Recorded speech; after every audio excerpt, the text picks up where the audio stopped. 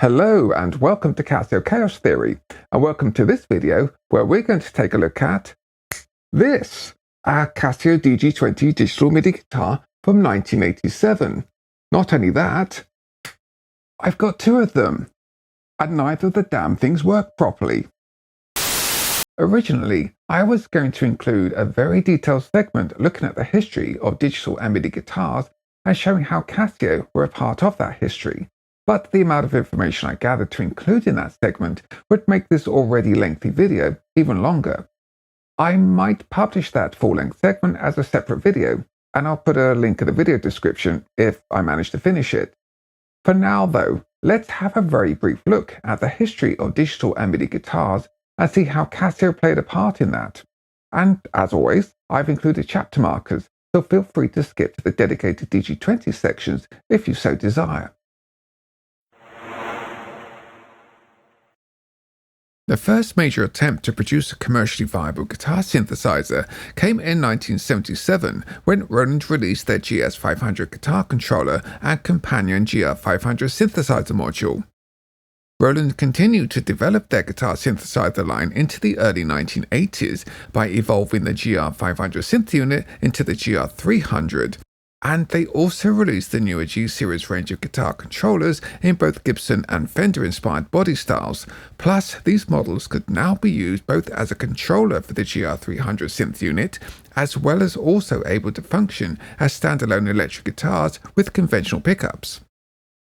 With Roland jointly developing the Universal MIDI standard with sequential circuits during 1982, Roland could see the potential of adding MIDI to their digital guitar systems. And in late 1984, they released a very sci-fi and futuristic-looking G707 guitar controller with accompanying GR700 synthesizer module. Up to 1985, we can see that Roland almost entirely dominated the digital guitar market with few, if any, competitors. But then along came a relatively unknown British company called Step, who unleashed an even more futuristic-looking digital guitar onto the world called the Synths. A very radical design that apparently addressed many issues that the Roland digital guitars had to contend with, such as tracking and latency, but it was many times the price of the already expensive Roland offering and out of reach for most consumers. To address this, Step then went on to release their more affordable DG-1 and DG-X models around 1987, with the former being a self-contained synth guitar with onboard sound generation, and the latter looking almost identical but functioning as a controller only. However, they were still more costly than their Roland rival. By 1987, digital guitars had made some small inroads into the music world, but the biggest obstacle for those wanting to get on board with this technology was the exorbitant cost compared with traditional electric guitars. But then Casio brought out their DG series of digital guitars at a fraction of the price compared with the Roland and Step offerings, releasing the DG-10 and DG-20 initially. Then, about a year later, they gave us the cut-down DG-1 and DG-7 models.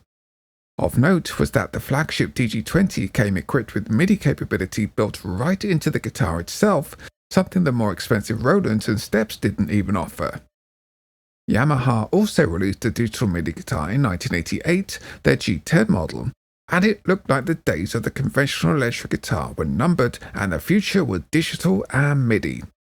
But by the turn of the 1990s, like with many other fads and fashions of the 80s, the once bright future of digital MIDI guitars was largely relegated to a footnote in history. We've looked at some of the history of how digital guitars and the interest in them rose and then peaked at the end of the 1980s, and how Casio were part of that history. So what if you want to buy a DG guitar today? And why did I decide to get one for myself? Back in 2017, I watched a Look Mum No Computer video where Sam demonstrated a DG-20 that he picked up for a very low price. I bought this for £40. Okay, it was broken. That video greatly sparked my interest in them, especially the MIDI capabilities.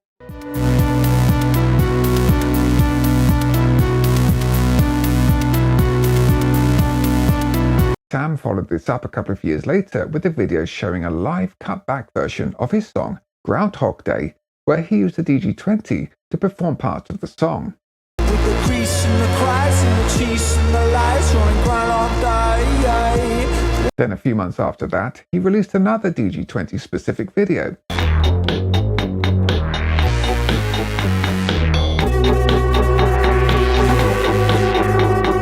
And found that prices had gone up in a short period of time since he'd purchased two of his own. You can actually pick these up if you look around, not working, for well under 100 quid. I think I got this one for £40 and this one for £60. So if you look carefully, you'll find a bargain.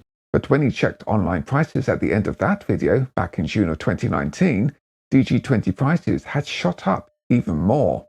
Just looking on eBay, holy crud, they're expensive on eBay. £235, but maybe... Holy moly! This is some completed listings from the last month or so. As you can see, there's a couple that are sub £100 and the rest of them are just around £100. So, yeah. Fast forward another few years and prices have risen further still, probably because of Look Mum No Computers videos. Damn you, Sam, for letting everyone know how bonkers and cool these Casio DG-20s are. Anyway, looking at eBay completed listings, we can see that a working DG-20 will set you back from a high of $633 going down to an average in the $400 range. And Reverb sold listings go from a high of $750 also going down to an average of around $400 to $500. We can also use the Reverb historical sold price feature to get an idea of changing DG-20 prices, and back in 2017 they seem to be averaging around $150 to $180 in the USA, whereas now they're averaging around $400 or more. Note also that many of these prices do not include shipping or sales tax. That would be extra on top of the prices mentioned. At this point, I was beginning to think that I would never get a DG-20 of my own, seeing as how expensive they become. But in the latter half of 2023, I took out a new credit card, and one of the incentives for taking out that new card was that if I were to spend $500 within the first 3 months of getting the card, the credit company would give me a $200 cashback bonus. In other words, if I were to spend $500 on a Casio DG-20, it would actually only cost me $300. Still relatively expensive compared with what they used to sell for, but probably the only realistic chance I would get to buy one of these crazy digital guitars without paying exorbitant amounts for one. I had been keeping a watch on eBay and Reverb, and it seemed that eBay was more likely to offer a better bargain if I was lucky. There always seemed to be plenty available for sale, and there also seemed to be a fair few available from sellers based in Japan, though I was very much aware that these are now vintage electronic instruments with all the risk that come with nigh on 40-year-old electronics. Plus, there could be issues with import duties and customs, so I decided to limit my search to the USA only, just in case there were any major issues after the guitar had been delivered. Eventually, one auction caught my eye because it was not just one DG-20 for sale, but actually two, with a buy it now of $400. Reading the description and looking at the pictures, it appears that one of the DG-20s functioned correctly, but was a bit battered and partially disassembled, and the other was complete and cosmetically in good shape, but apparently had stopped working. It got me thinking that I might be able to fix up both and maybe sell one to recoup some of my investment, but at worst I could build one excellent example out of the two and have an invaluable source of spares. This was very much worth considering, as with these being vintage instruments, parts of them are now both rare and expensive. With a deep breath, I hit the buy it now button and paid a grand total of $482 and 46 cents, and that was the total price, including approximately $51 shipping and another $31 in sales tax. Though, as mentioned, with another couple of purchases, I would hit the $500 threshold with my new credit card, and I'd be rewarded with a $200 cashback, meaning that I would have ended up paying $282.46 for two DG-20 guitars. A bit of a bargain going by current values, that is, if I can get one of them fully working. After I bought the two DG-20s from eBay, just out of curiosity, I did a search for a completed listing to see if I really had got a bit of a bargain. And blow me sideways, I found a previous auction for the exact same two guitars from the same seller that apparently completed almost 2 months earlier with a winning bid of $192.50. What the f***? I'm guessing that even though the seller stated that they offered shipping, they didn't specify any shipping options in that listing. So the likelihood was that this was seen by most bidders as a collection-only auction, hence the lower winning bid price. Why the auction didn't complete, I have no idea. Maybe the winning bidder didn't follow through. Maybe they came to collect and didn't like what they saw. Or maybe the non-specified shipping price was too high. Not only that, but there were some details in the previous auction that were omitted from the auction I won, hinting that a previous repair had been attempted to replace one of the transistors in the now non-functioning DG-20. That made me a bit nervous, as it's not a good sign when someone passes on something that they previously tried to repair, as you never know how good or bad the attempted repair work was until you opened it up. Regardless, I'd won and paid for the auction, so all I could do was wait for the Casio to turn up and hope that my goal of making one very good example out of the two would still be possible. But then the mailman delivered the box outside my front door, and this is what greeted me. My heart sank when I saw the corner of the box all bashed in and torn. So much for all those stickers on it saying, "Fragile, please handle with care." And I really had to wonder if Ace Ventura was the person who delivered it. With a degree of trepidation, I picked up the bashed-in box and brought it up to my studio, and hoped that somehow the two DG-20s inside had survived their "please do not handle with care" ordeal, courtesy of the FedEx version of Ace Ventura. We're going downtown. I didn't even need to cut the tape to get the guitars out of the box, as it was just as easy to pull them out through the gaping hole after I'd removed a rather meagre amount of bubble wrap that really wasn't doing much. The first guitar to escape the cardboard torture chamber was in a very thinly padded gig bag, and after getting it out of the box, there didn't seem to be any broken parts rattling around inside. The second guitar came out just as easily and was in a much more substantially padded and as new condition gig bag. This one also showed no signs of anything rattling about inside, so maybe things were looking up. Next, it was time to take the Casios out of their gig bags for a closer look. I started with the DG-20 that came in the thinly padded bag, and after unzipping and removing it from its case, this appeared to be the one that wasn't in the best condition, but was apparently still working. The bridge cover was missing, and 5 of the strings were loose, but still attached to the bridge, whereas the G-string and its sensor were missing entirely. Flipping it over, the battery cover was also missing, and there were some possible signs of battery leakage in the battery compartment. Cosmetically, it was actually not that bad, apart from the issues I just mentioned, just some scuffs and scratches and a fair bit of crud in the speaker grills. It seemed to be otherwise intact, with no noticeable damage to the body or neck from its less than stellar shipping journey. Moving on to the second DG in the new-looking padded gig bag that I saw had a $24.99 price tag from the council shop on it, wherever that is. I unzipped the bag and brought this second Casio guitar back out into the world, and on first glance, it looked to be in good to excellent cosmetic condition. There were no missing parts, the strings had some tension still, and other than some wear marks and a few scratches, it was in overall very good shape for a plastic instrument that was approaching 40 years old. Thankfully, this one also looked to have survived its less than stellar shipping journey. I checked the gig bag pocket of this guitar, and inside found some Ziploc bags that appeared to contain all the missing parts from the first guitar, plus a bag of diodes.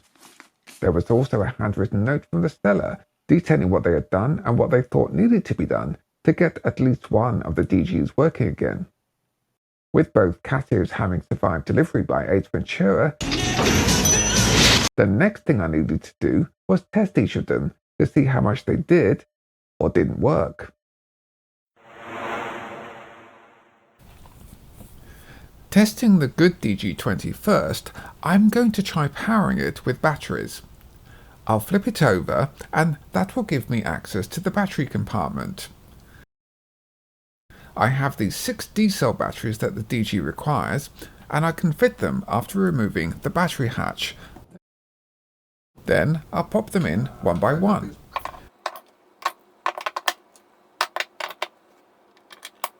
Then flip the DG back over again.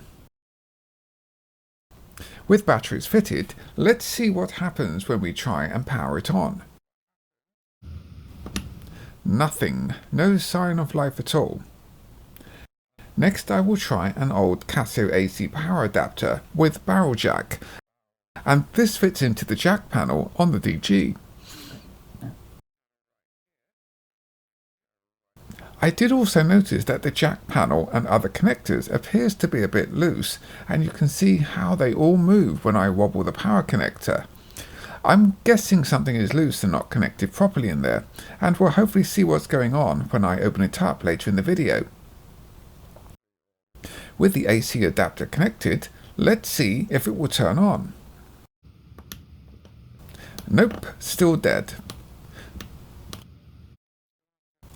With the good condition DG showing no signs of life on batteries or with a AC power adapter, there isn't anything more that can be done until I open it up and see what's going on inside.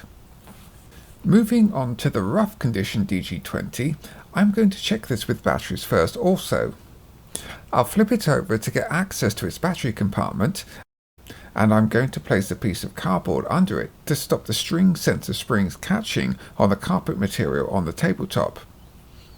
I'll fit the same set of 6 D-cell batteries and also use the good condition DG's battery cover as the rough DG doesn't have one. I'll pop the batteries in one by one,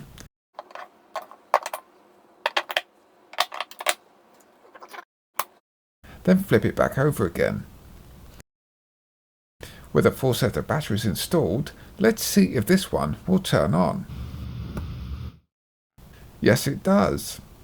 Will it produce any sound if I touch the string sensors?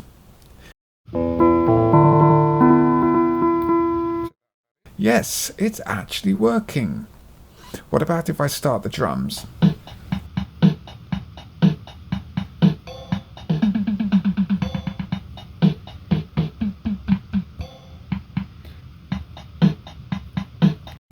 Now I'll check the fretboard to see if that is functioning also.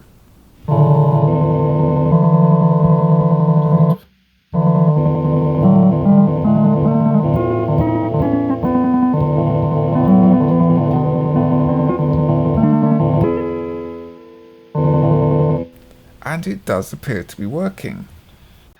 As for the rubber membrane fretboard, unfortunately, as you see there, it's got quite a nasty split there. If I go down, there's another split there. You see it's coming away. Another split there, and it's completely coming apart down this end there. So even though it works, it's not in the best of conditions, unfortunately. One thing I have noticed that if when on battery power, what happens if I turn it over? Well, there's a cacophony as you hear. But if I do this, it switches off. It will come back on again eventually.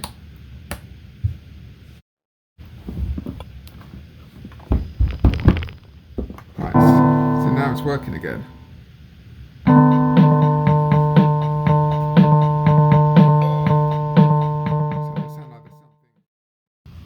So I'm going to try it again with the power adapter and the barrel jack. Make sure this is going to work. Same thing again, it goes into there like that. Quite tight. By the AC adapter, let's see if it will still turn on. And yes, that still turns on quite nicely. So, and that's all working on the power adapter. Let's try the shake test as well. So with the on AC power,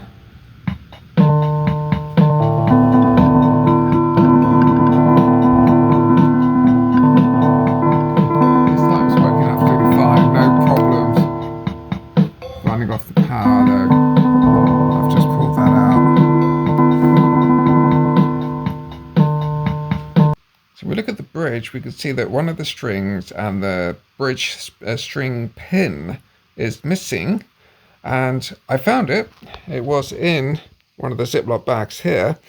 And if we have a look here, you can see the string itself with its pin. And it looks like the pin has snapped, it's broken. So I'm not sure what's going on there, but that's obviously why that's not fitted. But then if we go and look in the bag has all the missing parts. There's a set of diodes as part of the bridge cover. There's all these spacers and screws. And then this other Ziploc bag, there's the other main part of the bridge cover, some springs and a plastic spacer, and that's the spring that goes onto the actual pin, which you can see over here. And what we can also see, the missing string right there, we got the fretboard to the top of the tensioner. Looks like one of the tensioners held in with a screw, so I'm assuming that's probably broken. It's going to need to have a look at as well.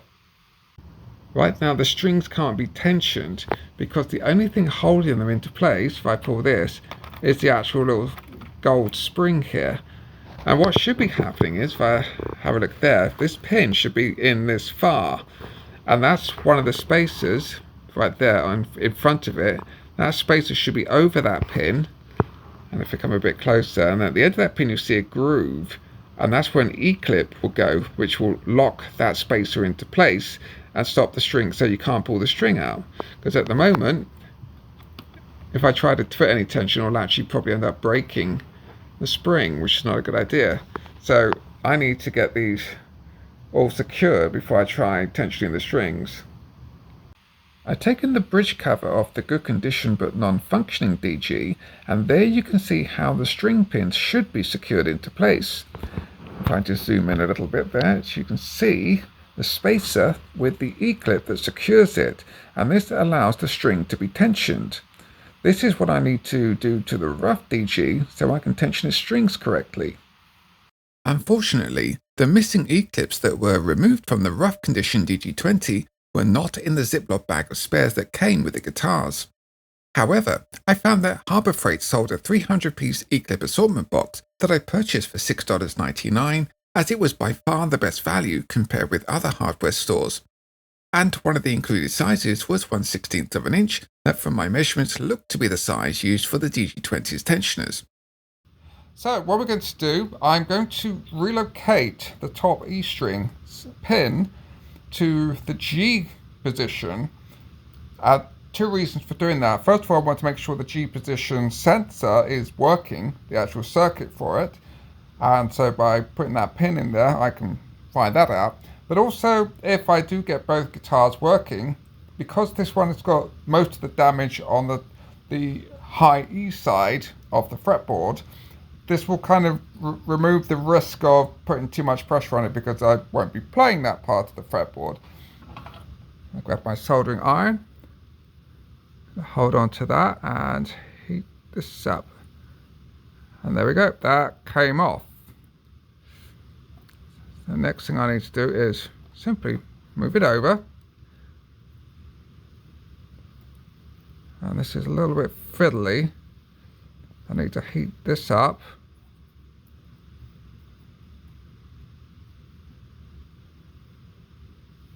And hopefully I've got it into place, which looks like I have. So now I'm going to attempt to try and fit the spacers and the E-clips, which is not going to be easy because I've got a camera in the way that's basically making it very difficult for me to see what I'm doing. But I'm going to have a go, see if I can at least get one on via the camera, so you can see that if you ever do this yourself, my advice would be don't take these E-clips off, because they're an absolute pain in the butt to deal with. So this is the E-clip, and I've got to somehow make sure it's in its groove and get it pressed into place.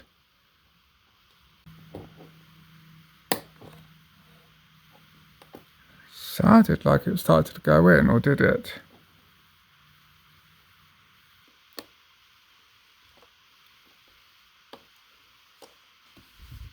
I think that's located. As you can see, it's an almighty pain to get in, but at least if I give it a tug now, Yeah, that's locked into place. After a bit of a struggle, I did manage to get them all into place. So we've got 5 of the strings reconnected. The top E string and its pin has been relocated to the G string position. This is a very fiddly job. And I'm glad I got this one out the way. It's probably going to be the most fiddly job of all. We've refitted the horrible E clips, which were in this bag here. So just to give it a little bit of extra protection, because I don't want to damage the strings after all I've gone through to get the damn things into place. So I'm going to refit the bridge cover. I need a couple of screws for it, but I will borrow 1 screw from the good DG, and this is just temporarily, just so I can keep it protected. So if I can turn it over now, yeah, it's not totally secure, but it will, at the very least. So the next thing I want to do is find out what's going on with this screw so I can deal with it. So I'm going to just take the screw out. So I've no idea what's going on here. It seems pretty loose.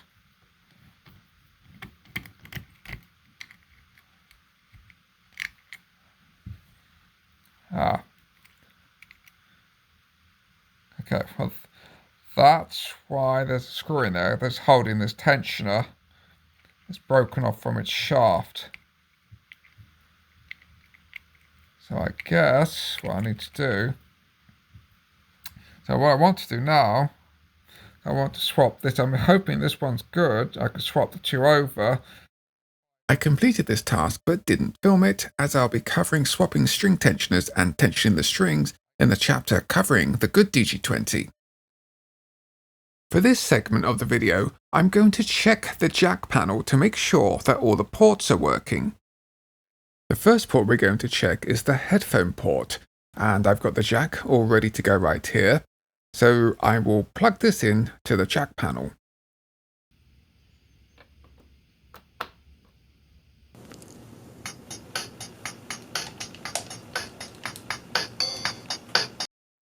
The next port we're going to check is the line out.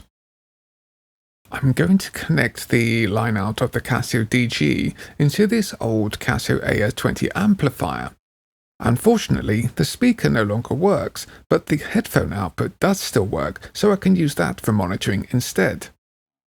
I'll take the headphone jack out of the Casio DG and plug it into the AS20 amplifier. The AS20 amplifier already has a cable connected to its line in, so I'll plug the other end into the Casio DG. I'll also fit a dummy jack into the DG's headphone socket, so that will silence the DG's speaker.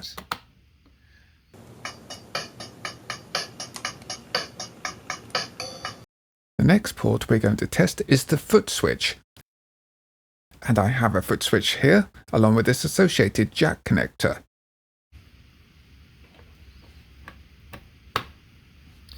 I'll take the dummy jack out so we can hear the sound through the DG's speaker.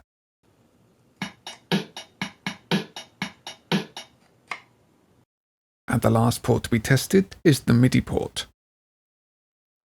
This Midi cable is already connected to my sound interface, and I have it routed to my DAW, which is currently running the Virtual CZ VST. I'll connect this end of the Midi cable to the Casio DG.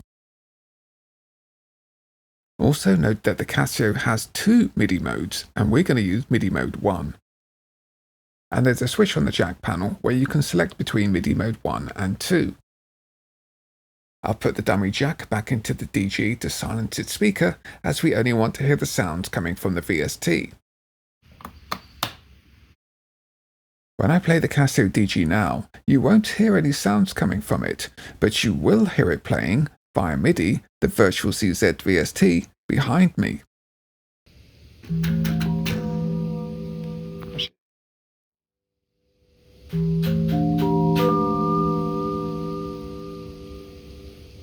All the jack panel ports have now been tested and they are all fully functioning, indicating that, at least electronically, this DG is in healthy condition.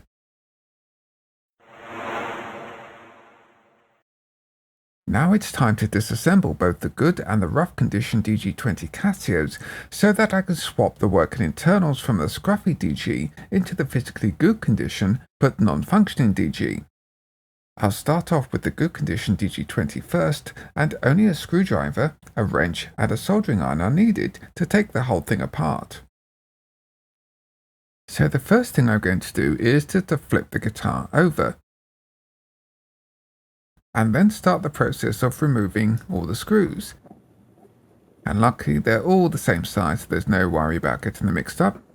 And I'll also undo the neck plate, and that's got 4 screws unique to the neck plate, that is. Next, I'll just tip the guitar over and shake all its screws out. And I'll put those somewhere safe in my little organizer box. And then I can pull off the volume knobs, they just simply pull off the D shaft. I'll prise off the power button, and then I'll also loosen off the hex nuts holding the volume potentiometer into place. And then I can lift up the upper body, but before I can flip it all the way over, I need to start releasing some of the cables. There's a couple of cable tie clips holding it into place. And then I can lower the whole case down onto my work surface. Then I'll lift up this piece of cardboard, which is actually protecting the upper circuit board. That just lifts off like that. And now, this is the string sensor connector, and that just simply pulls out. Give it a bit of a wiggle,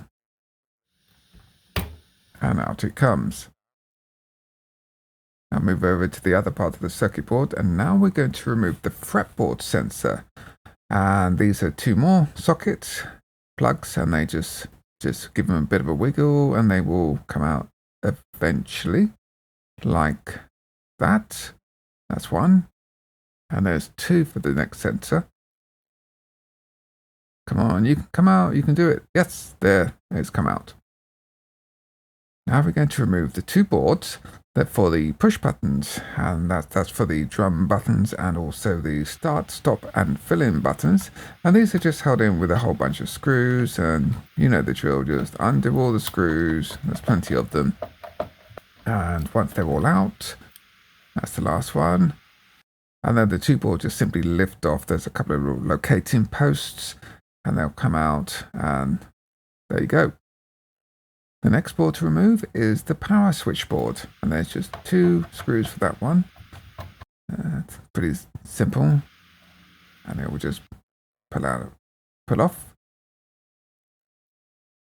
And now I can lift up the body again and completely remove the 2 hex nuts holding the volume potentiometers, and that will allow them to be lifted out of the case.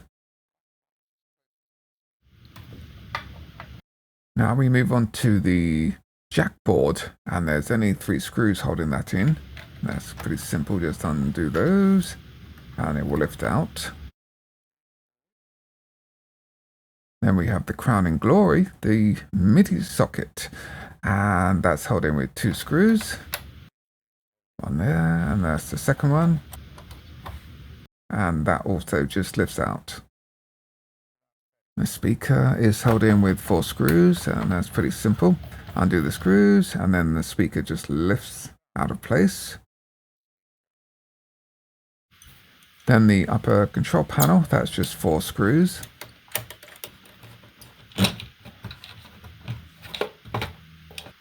There's also a little earth wire that's held in place with a nut.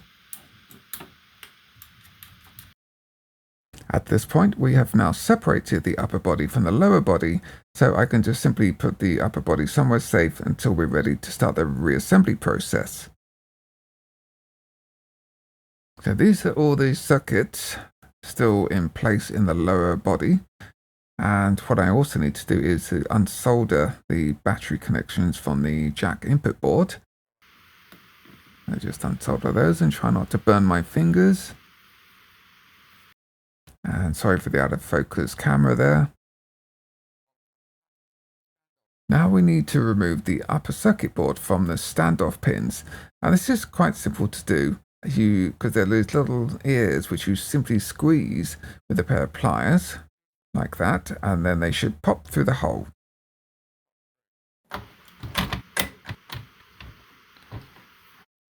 Then I start the process of removing the last screws holding the lower circuit board onto the lower body.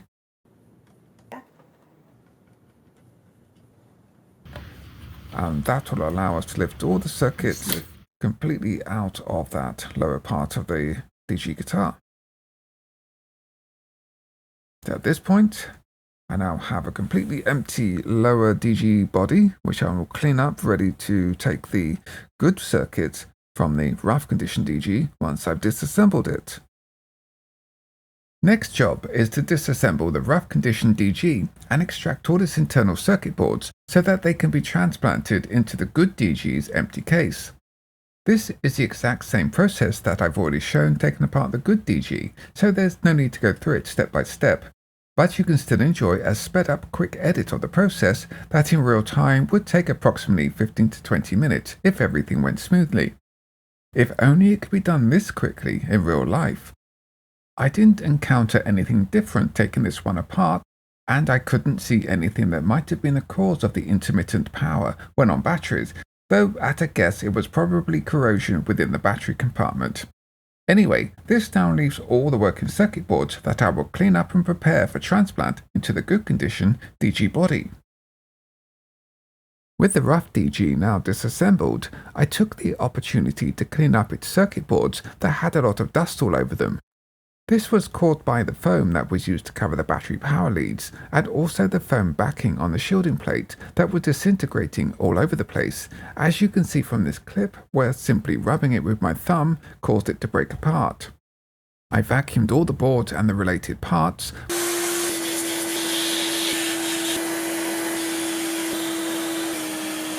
plus I also cleaned all the ribbon cables with isopropyl alcohol to remove the sticky foam residue that was on them, and I will clean the foam residue off the battery cables later. As mentioned, the shielding plate had a foam backing that was disintegrating and turning to dust. You can see it here just coming away with no resistance at all, so I decided to clean it off and replace it. I used an old credit card to scrape off as much of the old foam that I could until I was left with a relatively foam-free surface. Next, I used a piece of foam sheet that I had lying around for the backing and used the shielding plate to mark its outline on it. Then I applied contact adhesive to both sides. Spray-on adhesive would have been a lot easier to work with before pressing them together and leaving the adhesive to cure overnight. Once cured, I cut around the outside of the shielding plate with some scissors, trying to cut it as close to the edge as possible. I then used some side cutters to tackle the smaller holes, one by one, until I was left with a shielding plate with a new foam backing that was ready to be fitted back into the Casio. Then I finished off by vacuuming the dust that was in the lower case to make it ready for transplanting the clean boards into.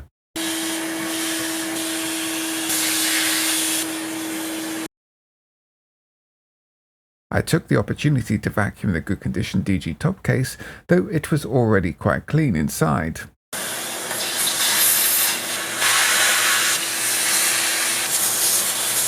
And after that, I cut some sections of heat shrink to use on the battery cables that I have already cleaned all the foam off, just to hold them securely together as a pair. Now I had clean top and bottom cases, plus cleaned and working DG-20 circuit boards, all ready to be put back together again. With everything fully tested and cleaned, now we can put this Casio DG back together again.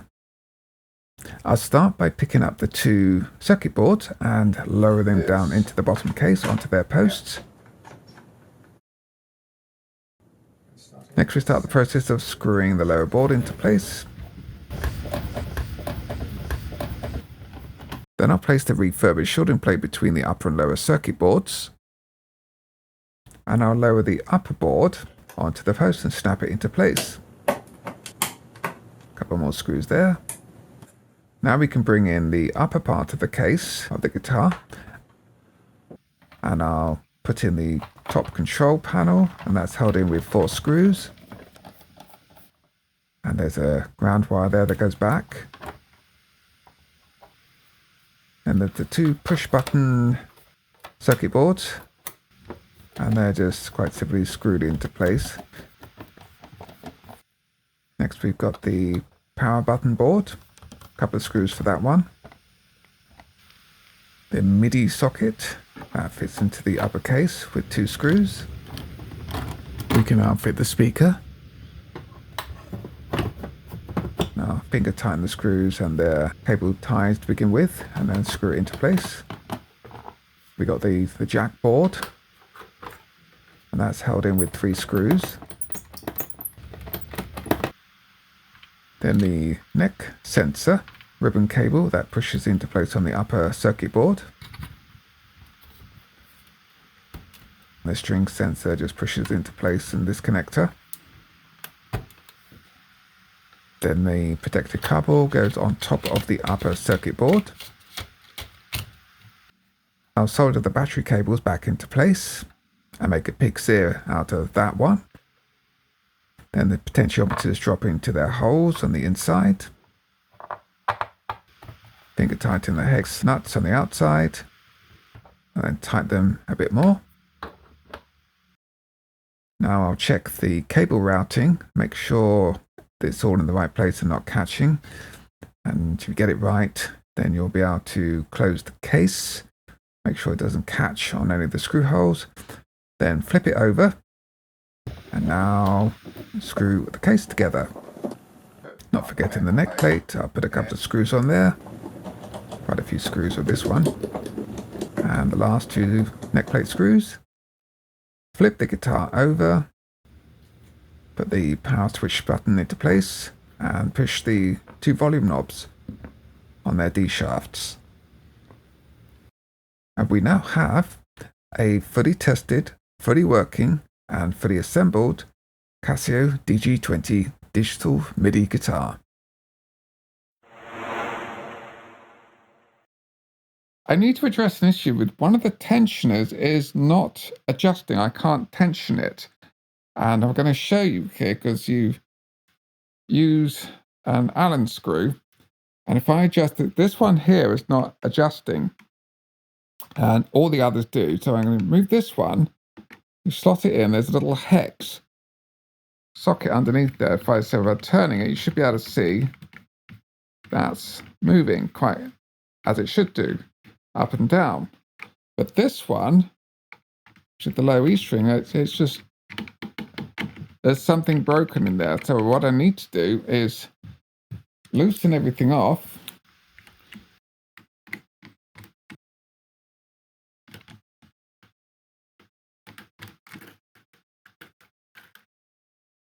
I gotta turn this upside down.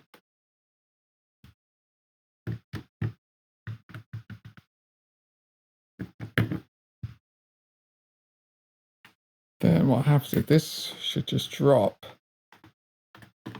Now I can get to the tuners inside. So this is the one that's faulty. If I take it out, now I can release it.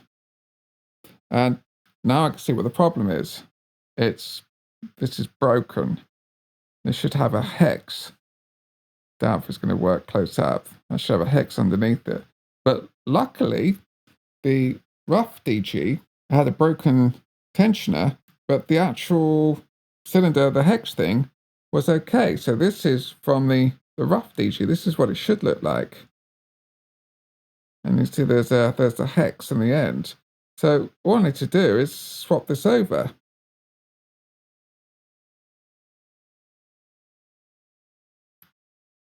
Get it to about the right sort of length as all the others. That's why I'm a bit too much. And all I need to do is just pop it back in. And these are a little bit fiddly. You've got to make sure they have their little slots. And as long as they're in the slots, what you then should be able to do is get the neck, and you have to get this end, slot it in, and then eventually, sometimes you might have to wiggle a little bit. Oh, there we go. Now it's slotted in.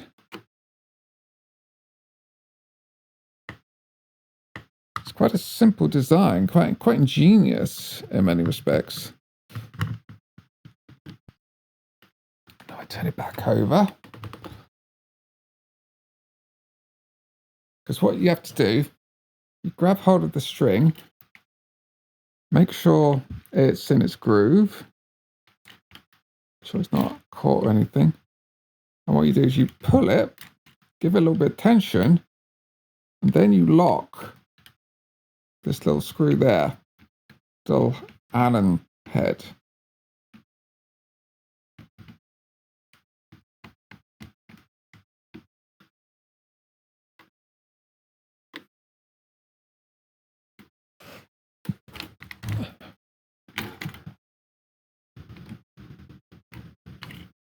Get this again, and you start tightening them up.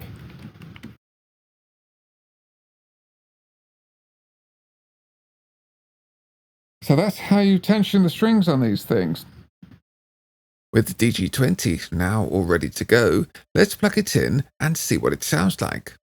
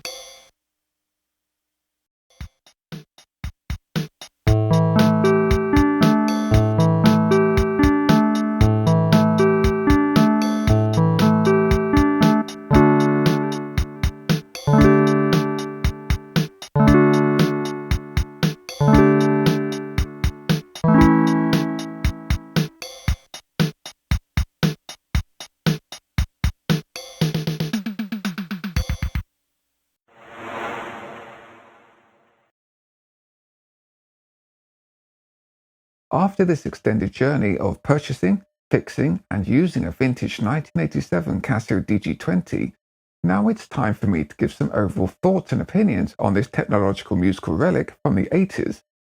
Before I do though, I want to preface those thoughts and opinions by stating that I am a big fan of vintage Casio and casiotone instruments, as regular viewers of this channel certainly already know.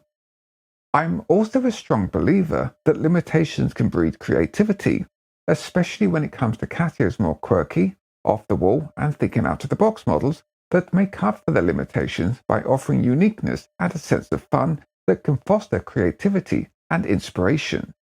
I'm talking about models such as the VL1, that with its calculator, button keyboard and blip rhythms, it looks ridiculous on paper, but in practice offers so much individuality and character. Then you have the SK series, the SK1, the SK5, and the SK60. These all have a limited range of mini keys and just a few preset tones and rhythms, but what you can get out of them by using their sampler features and the unique tone that the SKs give any sampled sound, like the VL1, there's a ton of character and inspiration you get from using them. Then you have the Rap Man, that is little more than a handful of preset tones, a bunch of rhythm loops, and a fake scratch platter that is just a giant two-way on-off switch. But as for the VL1 and SKs I just mentioned, somehow the whole is so much more than the sum of its parts, and it's just such a fun and inspiring instrument to use as you find all sorts of ways to make the most out of its limited feature set. Now, moving on to the DG-20. I really wanted to love this, and I thought I would, which is why I justified to myself that I should get one and pay more than I normally would for an old Casio. However, and especially when I compare it with the Casio models I've just shown you, it very much lacks the things that makes those models so great. Let me explain. Firstly, the onboard tones are kind of meh.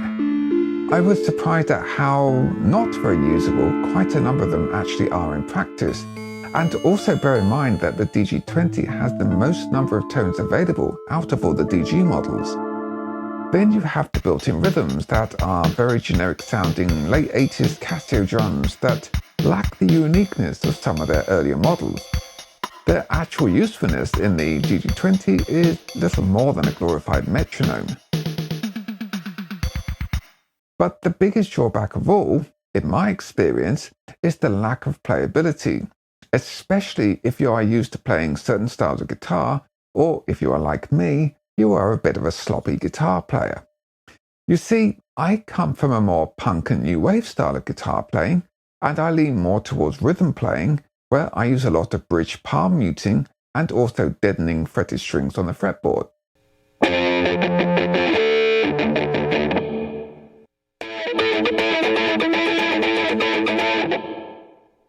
The Casio DG does not respond at all to that kind of playing, as it can't tell that you are doing this, so it will often mistrigger notes and strings that you don't want to sound.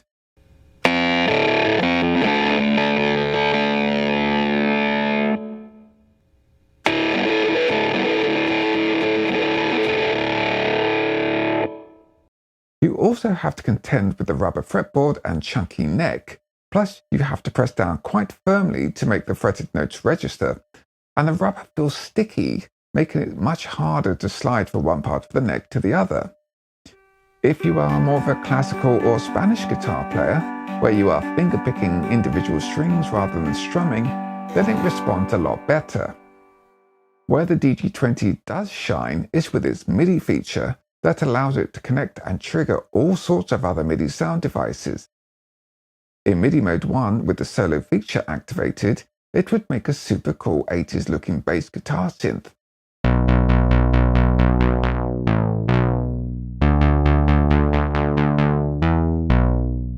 And using Midi Mode 2 and by routing the string to separate MIDI sound modules, you could route one or two strings to a bass synth and route the other strings to trigger a polysynth for chords.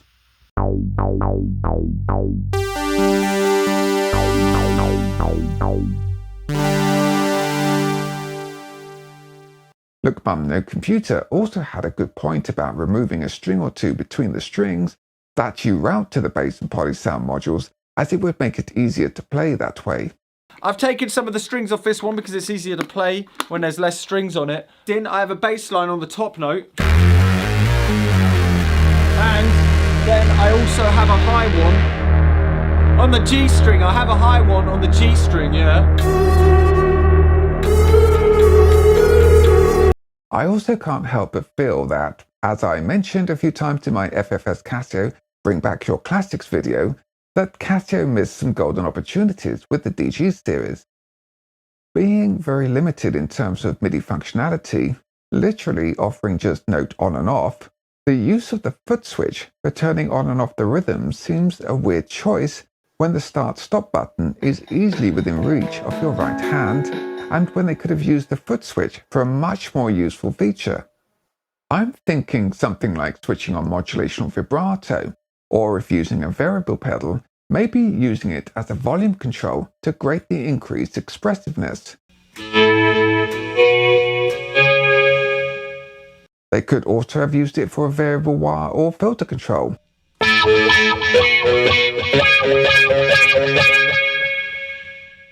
Or best of all, pitch control. It already has a pitch adjustment control on the jack panel, so I'm sure they could have expanded on that. Just think, in 1987, Casio could have given the DG series a whammy feature before Digitech had even invented the whammy pedal.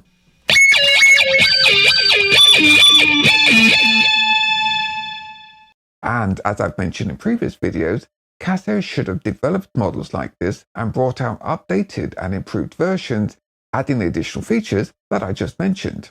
But unfortunately they didn't, though I do acknowledge that by the end of the 80s, interest in digital guitars was rapidly waning. Though who knows, if Casio had updated and improved on the solid concept of the DG series, maybe they would have reignited interest in the Gitboard category of oddball musical instruments. Unfortunately, we can only look back and wonder at what could have been.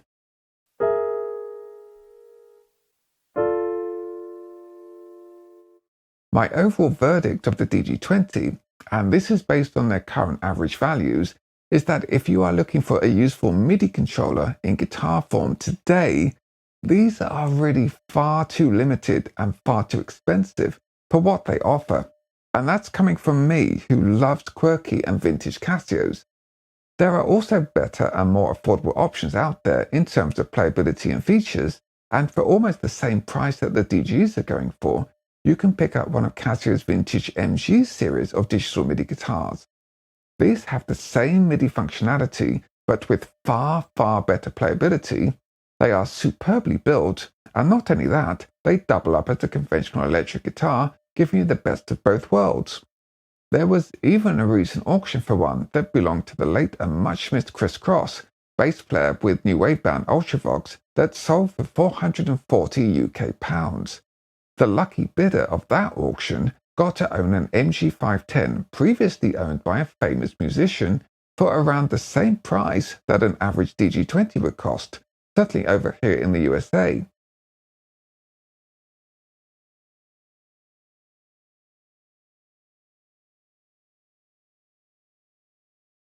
You could also save even more pennies by opting for a modern standalone MIDI pickup that can be fitted to any guitar and have yourself all the functions of MIDI in a guitar you already own. Saying all that, I'm glad that I now own a fully functioning DG-20, and I'm going to try and see if I can use it in my music somehow. I'll also attempt to repair my non-functioning DG-20 at some point too. For everyone else out there, if you absolutely desire the most 80s digital MIDI guitar controller that is only matched in 80s looks by the Roland G707, plus you want the guitar that looked like it was designed for Darth Vader, and you want to enjoy the consumer-level digital guitar experience along with all its limitations of that time period, then the DG-20 is the perfect digital guitar for you. And that's it for this video. As always, thank you very much for watching. Please don't forget to hit the like and subscribe buttons, plus ring the bell so you are notified when new videos are released. And remember, your Casio will be with you, always.